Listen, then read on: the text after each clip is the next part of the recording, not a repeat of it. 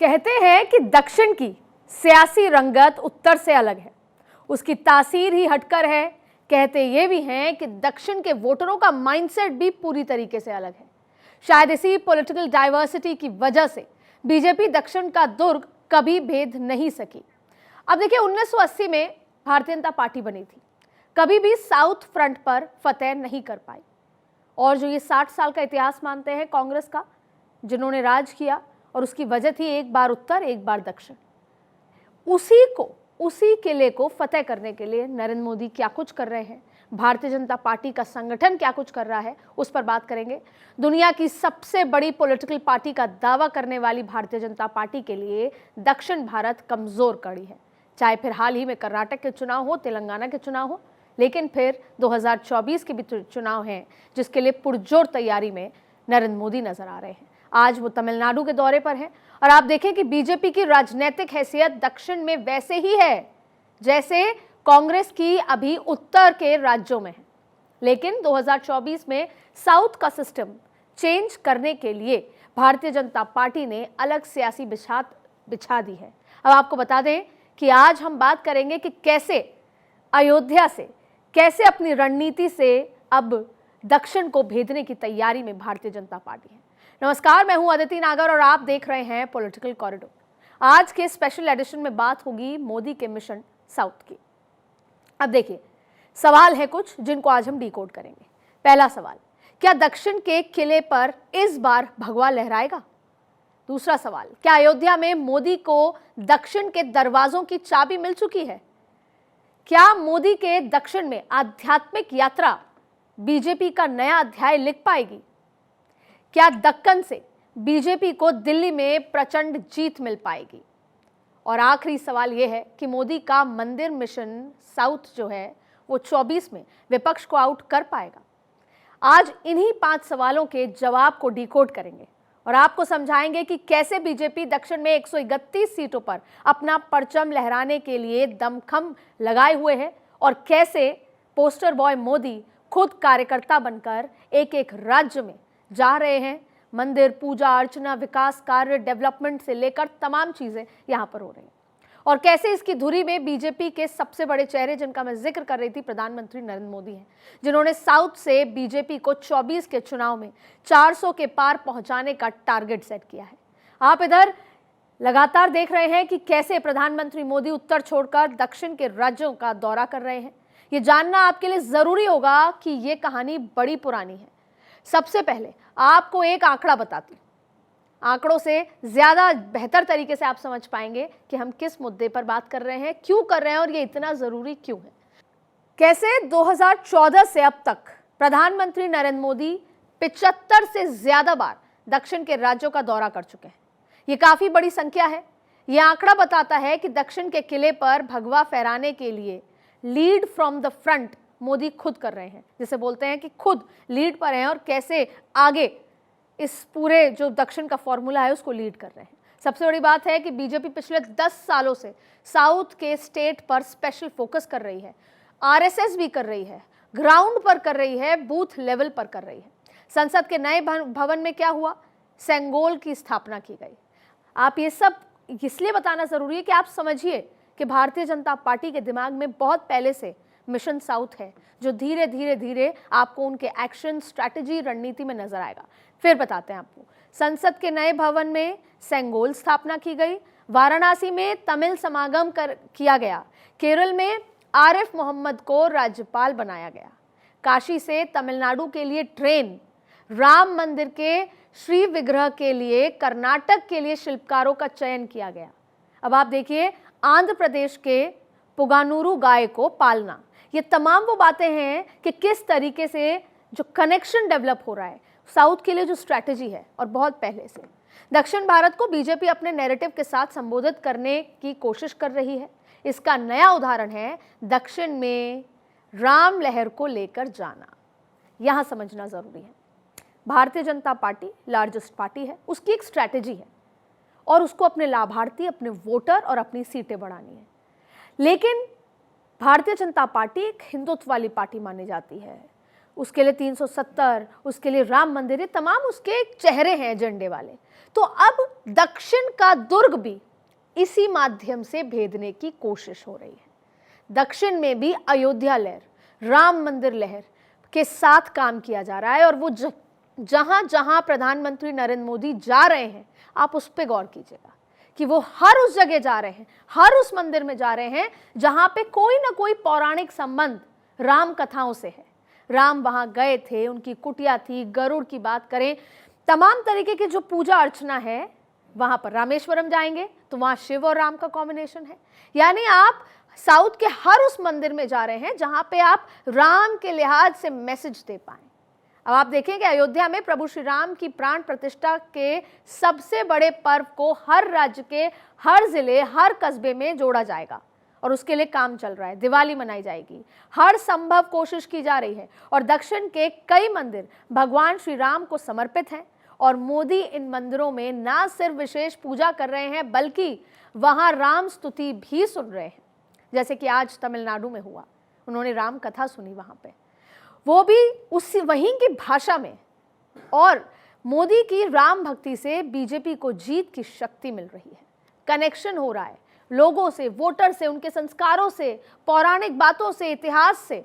और किस तरीके से प्रधानमंत्री नरेंद्र मोदी के हर एक एक्शन से पता लगता है कि साउथ के मिशन में धीरे धीरे धीरे प्रधानमंत्री अपनी पार्टी को आगे ले जा रहे हैं। मोदी साउथ की 131 सीटों पर विजय पताका फहराने के लिए मंदिर मंदिर परिक्रमा कर रहे हैं, कथाएं सुन रहे हैं। 12 जनवरी को महाराष्ट्र के कलाराम मंदिर और रामकुंड में पूजा अर्चना की गई। 16 जनवरी को आंध्र प्रदेश के वीरभद्र मंदिर में पूजा अर्चना की गई। 17 जनवरी को केरल के गुरुवायूर और राम स्वामी मंदिर में भी विशेष पूजन किया गया।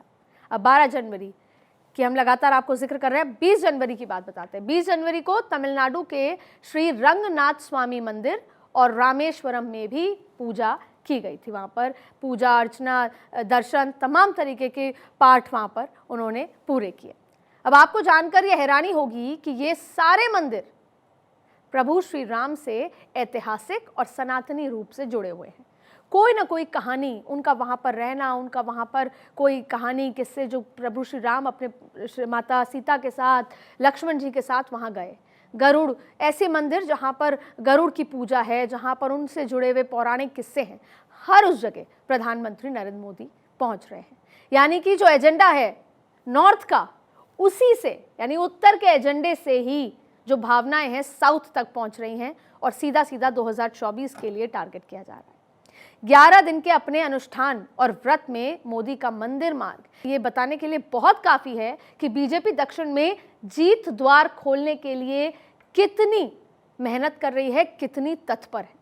2024 के लिए प्रधानमंत्री दक्षिण से वोट जोड़ रहे हैं, क्योंकि उन्हें पता है कि अगर 400 का आंकड़ा पाना है तो दक्षिण में जीत हासिल करनी होगी, दक्षिण का दिल जीतना होगा, दक्षिण के दिल में कमल खिलाना होगा। नए साल के पहले महीने यानी जनवरी में अब तक 3 बार साउथ के राज्यों के दौरे वो कर चुके हैं, जिसमें तमिलनाडु हुआ, आंध्रा हुआ, केरल हुआ, कर्नाटका हुआ, लक्षद्वीप भी शामिल है।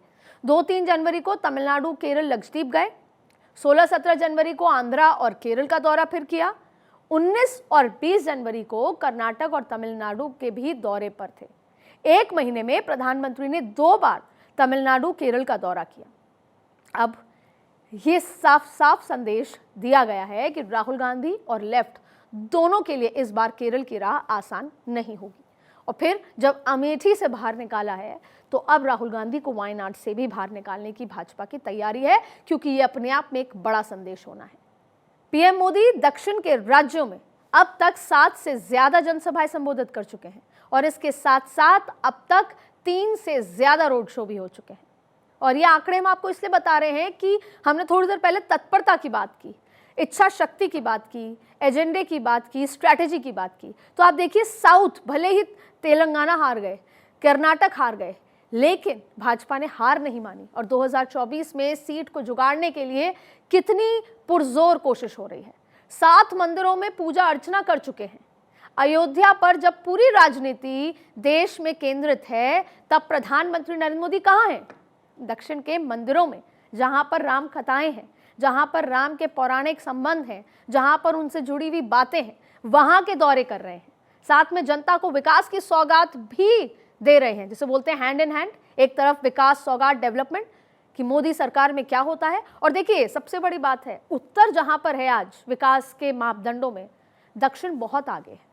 इसलिए जब योजनाएं बनती हैं तो दक्षिण को अलग तरीके से ध्यान में रखने की बात हुई है, क्योंकि पहले एक योजना तैयार हुई, पूरे देश में एक साथ जाएगी, लेकिन दक्षिण काफी आगे है। एजुकेशन की बात करें, इंफ्रास्ट्रक्चर की बात करें, डेवलपमेंट की बात करें, इसलिए अब जो विकास के मापदंड हैं उनको अलग तरीके से देखा जा रहा है, जिससे वहां के लोगों को दो चीजें महसूस हो। पहला, मोदी के आने से मोदी द्वारा दिए गई विकास कितने, उसके आयाम क्या हैं, और दूसरा जो सेंटिमेंट है, क्योंकि वहां पर भी मंदिर, पूजा, सनातन बेहद ज्यादा है। बस उससे कनेक्ट होना बाकी था, जो प्रधानमंत्री नरेंद्र मोदी करने की पूरी कोशिश कर रहे हैं। बीजेपी के लिए हमेशा से चुनौती रही है। और आपको एक और बात बता दें कि जब अमित शाह राष्ट्रीय अध्यक्ष थे और उस समय लार्जेस्ट पार्टी बन गई थी भारतीय जनता पार्टी, तो उनसे पूछा गया कि आज आप कैसा महसूस कर रहे हैं, तब उन्होंने कहा कि मैं अभी 2 साल दक्षिण के राज्यों में रहना चाहता हूं, क्योंकि भारतीय जनता पार्टी अपने चरम पर तब होगी जब दक्षिण में कमल खिलेगा, जब दक्षिण में संगठन मजबूत होगा, बूथ बूथ पर बीजेपी के कार्यकर्ता होंगे। यानी तब जब अमित शाह राष्ट्रीय अध्यक्ष थे, तब से दक्षिण एक चैलेंज तो था ही, और दक्षिण के लिए स्ट्रैटेजी थी। अब ये तमाम चीजें, ये चुनौती जो भरा रहा है सफर दक्षिण का भाजपा के लिए, वो कैसे है वो आपको हम बताते हैं। 2019 के नतीजों पर नजर डालें तो आंध्र प्रदेश में बीजेपी का स्कोर 0, केरल में भी 0, तमिलनाडु में खाता नहीं खुला था, और वहीं हाल लक्षद्वीप का था, दादर नागर हवेली का था, अंडमान निकोबार का था। अब दक्षिण भारत के 5 राज्यों में कुल 130 लोकसभा सीटें हैं। 130 बड़ा नंबर है, जिसमें से बीजेपी 2019 के चुनाव में महज 29 सीटों पर ही थी।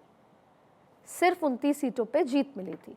इनमें से 29 में से 25 सीटें अकेले कर्नाटक से आई थी। इसीलिए कर्नाटक महत्वपूर्ण है, इसीलिए कर्नाटक को दक्षिण का द्वार माना जाता है, इन्फ्लुएंस होता है। और 4 सीटें तेलंगाना, इसलिए इस बार तेलंगाना महत्वपूर्ण है। कम से कम 7 सीटों का टारगेट तेलंगाना का रखा है मिनिमम, जबकि तेलंगाना में कांग्रेस की सरकार आई है। ऐसे में कर्नाटक और तेलंगाना से सबसे ज्यादा उम्मीदें हैं। 2014 की बात करते हैं। 2014 के लोकसभा चुनाव के नतीजों पर भी एक बार आपको नजर डलवाते हैं कि क्या आंकड़े रहे थे, क्या स्थिति थी। आंध्र प्रदेश में बीजेपी को 3 सीट, तमिलनाडु में भी 1 सीट, कर्नाटक में बीजेपी ने सबसे ज्यादा 17 सीटें जीती थी, जबकि केरल में खाता नहीं खुल पाया था। और केरल में अब क्रिसमस मनाई जा रही है। केरल में अब तमाम तरीके के जो कार्यकर्ता हैं वो न्यू ईयर पे, क्रिसमस में क्रिश्चियंस जो वहाँ पर हैं उनके साथ अपने रिलेशनशिप डेवलप कर रहे हैं मानसिक, जिससे कि पार्टी के विचारधारा के साथ जोड़ा जा सके। अब 2019 में बीजेपी को साउथ में कुल 29 सीटें मिली। वो शेयर कितना था? 17.82, यानी लगभग 18% था। 2014 में बीजेपी को दक्षिण में कुल 21 सीटें मिली थी, कम हो गई थी। तो वोट शेयर कितना हुआ? 15.42, लगभग 16% था। बीजेपी ने लोकसभा चुनाव के लिए इस बार 400 पार का टारगेट सेट किया है, और 400 पार के लिए दक्षिण सेट करना जरूरी है। अयोध्या के माहौल में बीजेपी को लगता है कि उत्तर, पूरब, पश्चिम सेफ है, यहां पर सीटें आसानी से निकल जाएंगी, आराम से निकल जाएंगी। लेकिन दक्षिण को जीते बिना 400 का लक्ष्य पाना नामुमकिन है, और शायद यही वजह है कि बीजेपी और मोदी ने इसके लिए फोकस किया है, और प्रधानमंत्री मोदी के ताबड़तोड़ दौरे हो रहे हैं। और उन दक्षिण के राज्यों में जहां वो अब तक कभी नहीं जीती, और इसके लिए मोदी अयोध्या से आंध्रा, केरल, तमिलनाडु की दूरी को कम करने में लगे हैं, मिटाने में लगे हुए हैं। मोदी राम लहर को लेकर दक्षिण में लेकर उनको पहुंचे हैं कि राम लहर, इस सेंटिमेंट दक्षिण तक पहुंचे, क्योंकि वास्तविकता में सबसे ज्यादा सनातन, पूजा पाठ ये दक्षिण में होती थी। अब वहां पर भारतीय जनता पार्टी का एजेंडा तो सिमिलर है, लेकिन कनेक्शन नहीं है। तो अब मौका को, उसको फायदा उठाते हुए, जैसे पहले किया था काशी समागम, तो अब है अयोध्या और तमिल जो समागम है उसको कैसे, उसका संगम कैसे करें। तो मोदी राम लहर को लेकर दक्षिण में पहुंच चुके हैं, और जिससे क्या होगा, वोटों का बढ़ना तय माना जा रहा है। 2014 में बीजेपी को 282 सीटें मिली थी, वोट शेयर था 31%। वहीं 2019 में बीजेपी को 303 सीटें मिली थी और वोट प्रतिशत था 37.36, लगभग 37.37%। 24 के लिए बीजेपी को क्या करना है? एकमात्र लक्ष्य है 50% वोट शेयर मिलना जरूरी है। तब जाकर जो इतिहास गढ़ने की बात हो रही है, 400 सीटों का लक्ष्य रखा है, उसको कहीं ना कहीं छू पाने का लक्ष्य हो पाएगा। अब देखिए, बीजेपी को 2019 से 12.64% से ज्यादा वोट चाहिए और इसके लिए ही बीजेपी दक्षिण में बड़ा दांव चल रही है। बीजेपी ने अपने पैन इंडिया प्लान उसको एक्टिव कर रखा है, लेकिन इस बार इसकी धुरी है दक्षिण के राज्य। तमिलनाडु और केरल बीजेपी को हमेशा ही निराश करते आए हैं, लोकसभा हो, विधानसभा हो। आपको याद होगा कि जब हैदराबाद में चुनाव थे, मेयर के चुनाव थे, पार्षद के चुनाव थे, तब किस तरीके से अमित शाह ने वहां पर रोड शो किए थे। तो यानी दक्षिण का प्लान तब से तैयार है, सालों साल पहले से, बस उसको भेद पाने के लिए रास्ता निकाला जा रहा था। बीजेपी इन दोनों राज्यों पर विशेष फोकस कर रही है, जिनका मैं जिक्र कर रही थी आपसे, केरल, तमिलनाडु।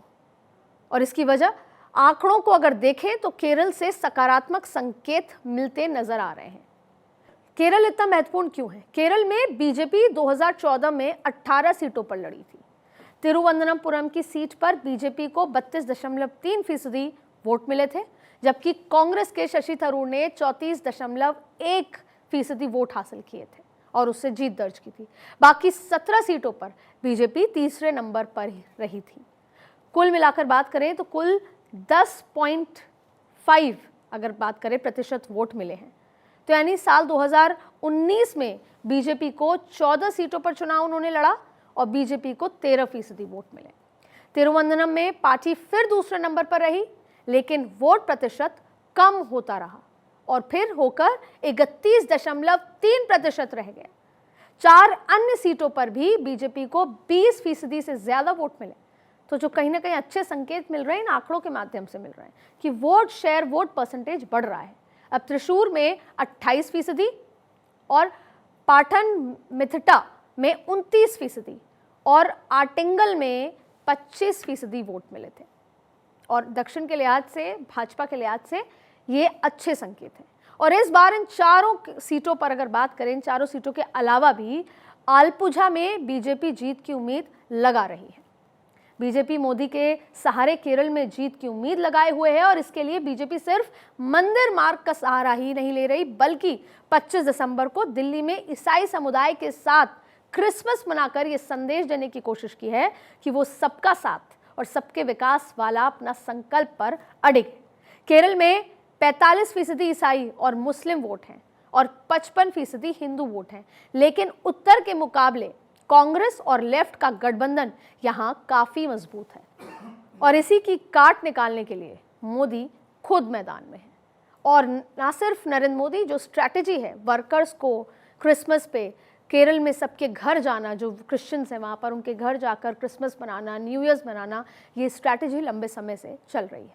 अब बात दक्षिण के सबसे ज़्यादा सीटों वाले राज्य तमिलनाडु की, जहाँ की जो तस्वीर है वो AIADMK के साथ छोड़ने की वजह से बीजेपी के लिए कठिन हो गई है और यहाँ के आंकड़े भी कोई उजली तस्वीर पेश नहीं कर रहे। 2014 में भारतीय जनता पार्टी यहाँ 9 सीटों पर चुनाव लड़ी, जिसमें से एक है कन्याकुमारी, और कन्याकुमारी की सीट जीती थी और 3 सीटों पर दूसरे स्थान पर रही थी। वोट प्रतिशत कुल 5.5 था, लेकिन बीजेपी जिन 9 सीटों पर लड़ी वहां उसका कुल वोट प्रतिशत 24.1 रहा। अब बात करेंगे 2019 की। बीजेपी 5 सीटों पर AIADMK के साथ मिलकर चुनाव लड़ी और 5 पर दूसरे नंबर पर रही। इन 5 सीटों पर उसका वोट प्रतिशत रहा 28.8%।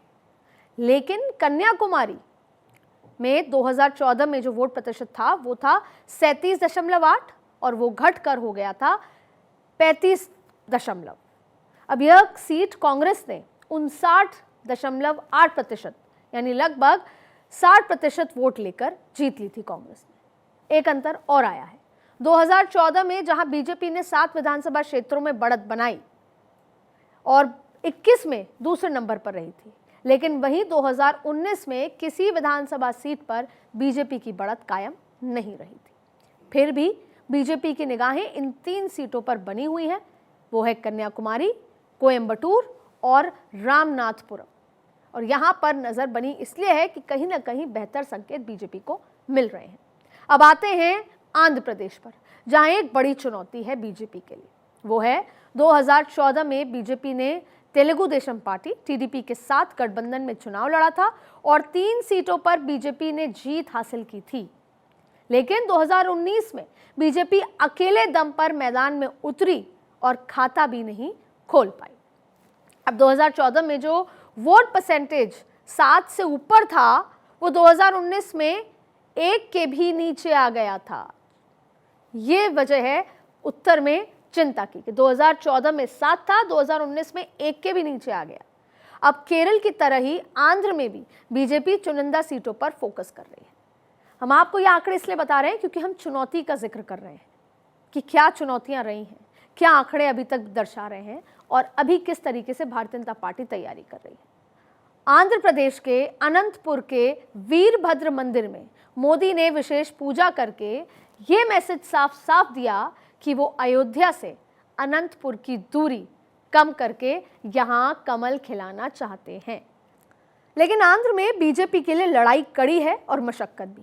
एक तरफ जगन मोहन रेड्डी हैं तो दूसरी तरफ वाईएस शर्मिला, जो अब प्रदेश में कांग्रेस की कमान को संभाले हुए हैं। दरअसल कांग्रेस आंध्र प्रदेश में अपनी सियासी जमीन को वापस पाना चाहती है और ऐसे में वो भाई बहन को लड़ाने में लगी हुई है। अब आप देखें कि किस तरीके से वाईएसआर तेलंगाना पार्टी का कांग्रेस में विलय करने के बाद वाईएस शर्मिला को आंध्र प्रदेश कांग्रेस इकाई की अध्यक्ष नियुक्त किया गया। शर्मिला के पिता वाईएस राजशेखर रेड्डी आखिरी बार 1998-1999 में प्रदेश कांग्रेस अध्यक्ष रहे थे।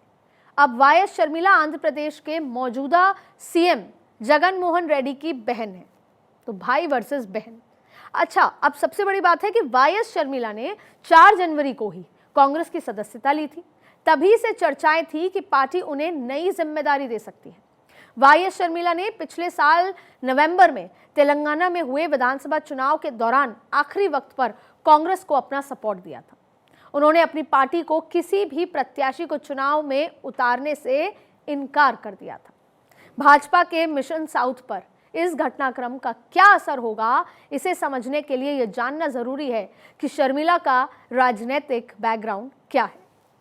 शर्मिला के जरिए कांग्रेस आंध्र ही नहीं, तेलंगाना की राजनीति में भी अपनी स्थिति को मजबूत कर सकती है।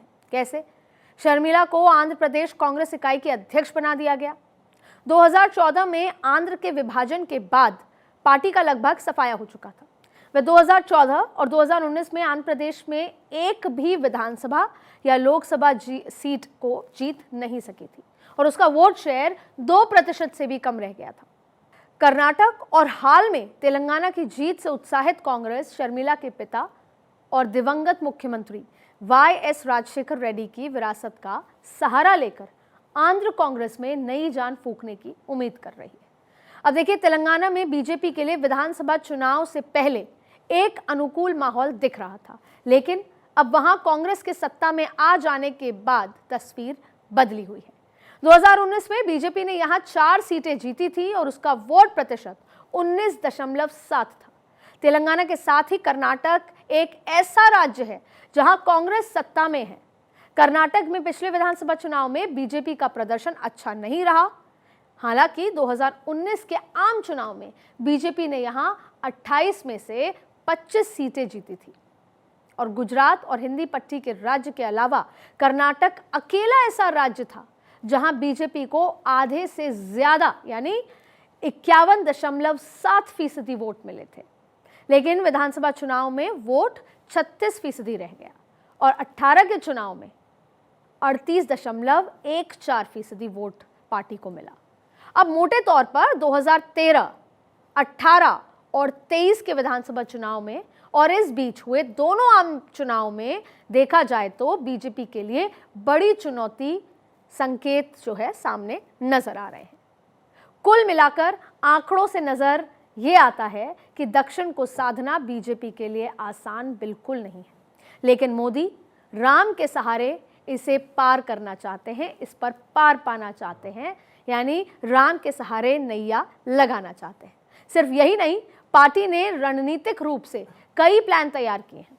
भाजपा ने दक्षिण राज्यों में तमिल समागम, स्नेह यात्रा, लाभार्थी से संवाद के कई कार्यक्रम तैयार किए हैं।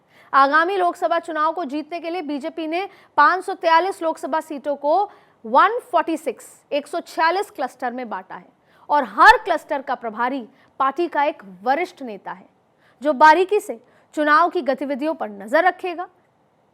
बीजेपी को पता है कि 400 वाला रूट दक्षिण से होकर गुजरता है। दक्षिण साधे तो रिकॉर्ड तोड़ जीत मिलेगी। इसीलिए मोदी उत्तर दक्षिण सब समान वाली रणनीति पर काम कर रहे हैं, जिसमें नरेंद्र मोदी की एक्सपर्टीज है, भारतीय जनता पार्टी की एक्सपर्टीज है। उसी रणनीति के साथ दक्षिण में काम कर रहे हैं। मोदी अयोध्या में एक नया राम सेतु बना रहे हैं जो उत्तर दक्षिण पूर्व पश्चिम सबको जोड़ रहा है। मोदी जब तब का संकल्प लेकर निकल पड़े हैं जो बीजेपी को 2024 में बड़ी सफलता दिलाएगी।